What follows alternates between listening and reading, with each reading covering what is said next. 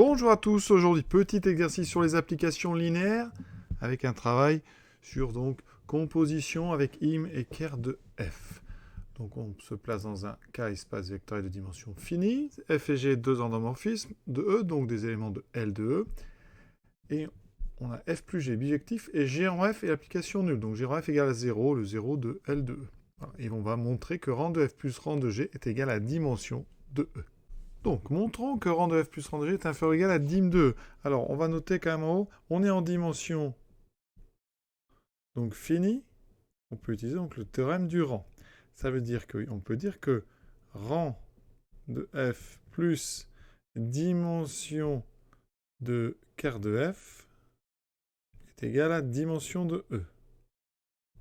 D'accord? Et ensuite, rang de g plus dimension de ker de g est égal aussi à dimension de E. Ça, on pourra s'en servir en temps voulu. Donc maintenant, qu'est-ce qu'on va faire?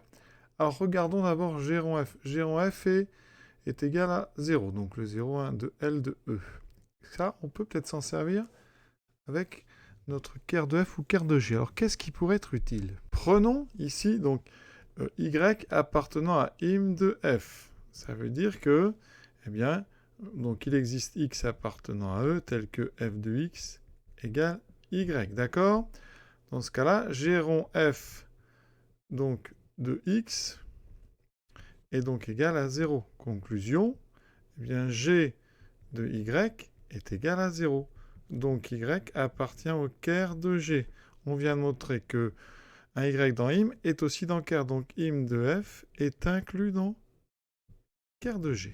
Donc, ça veut dire que la dimension de im de f, donc le rang de f, est inférieur ou égal à la dimension du ker de g, puisque ce sont deux sous-espaces vectoriels, l'un est inclus dans l'autre, donc la dimension du premier ici est plus petite ou égale à la dimension du deuxième. Ça, je vais le mettre bien, tout simplement dans la ligne où j'ai ker de g. Donc ici, rang de g plus dim de ker de g, c'est égal à dim de E. D'accord?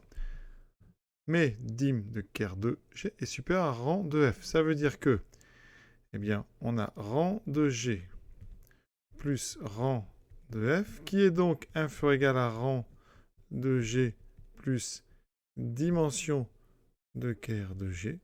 Et donc ça, c'est égal à dimension 2, donc je peux mettre inférieur ou égal. Vous voyez, ici, j'ai ici majoré rang de f par dim de ker de g. Et donc, on a exactement ce qu'il faut. On a bien montré que rang de f plus dim de ker de g est inférieur ou égal à dim de E. Deuxième phase, on va montrer, donc dans l'autre sens, rang de f plus rang de g est supérieur ou égal à dim de E. Alors, on n'a pas utilisé encore le fait que f plus g est bijectif. Alors, f plus g bijectif, ça veut dire quoi? F plus g bijectif, ça veut dire que, eh bien, quand on calcule l'image de f plus g, c'est égal à E. Or, on sait que im de f plus g, c'est inclus dans im de f plus im de g. Alors pourquoi? Eh bien parce qu'ici, quand je prends un élément x ici qui appartient à im de f plus g, ça veut dire que donc il existe y tel que f plus g de y est égal à x. Donc f de y plus g de y est égal à x. Et donc, ici, vous remarquez qu'on a un élément qui appartient à im de f, ici un élément qui appartient à im de g. Donc, comme il y a une somme, ici, ce x appartient à im de f plus im de g. Comme on le voit souvent, on a deux sous-espaces vectoriels inclus l'un dans l'autre. Donc ici, le plus petit par inclusion a une dimension donc inférieure ou égale à l'autre. Ça veut dire qu'ici, par conséquent, dimension de im de f plus g est donc inférieure ou égale à dimension de im de f, donc c'est-à-dire, on va écrire tout de suite, rang de f plus rang de g. Mais, rappel, on vient de le voir, que f plus g est bijectif, donc ici, eh bien ça, c'est égal à dim de... Donc on a bien rang de f plus rang de g qui est supérieur ou égal à dim de... On a démontré notre deuxième... Donc ici, on a donc inférieur égal, supérieur égal. Et donc, c'est pas de la double inclusion, mais ça y ressemble.